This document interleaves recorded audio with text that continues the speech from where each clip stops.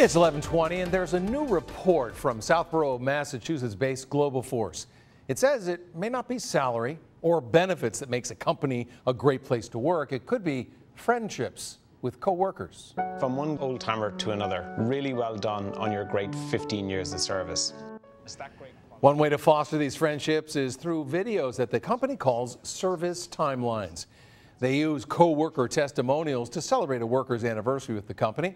Global Force CEO and co-founder Eric Mosley joins me now to talk more about this fascinating idea. Yes. Imagine that, taking the time to let your co-workers know in the new social media way. Yeah, it's a completely new approach to celebrating your years of tenure. In the past, it used to be if you hit 10 years of service, you might get a pin, and it would come from your manager, and that would be it. But in those 10 years, you probably made great friends, great colleagues, you've had shared life experiences, and it's a time to reflect on all of those times that you've had in work. Some people like to have a plaque or a clock or some substantive material thing. Some people prefer to have a day off or an extra little bit of money in their paycheck. But this, you say, is even more valuable. Why do you think that is?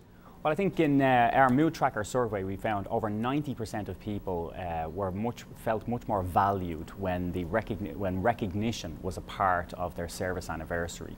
And so they need to be reminded of the great experience they've had over the years with their colleagues. If you spend 10 or 20 years in an organization, just think of all the time you've spent in your life with those people. It's great to celebrate that and to remind people that they have this rich tapestry of life connections over years. And would you say that this benefits people at every single stage of the company? I certainly would, because ultimately we're all human beings.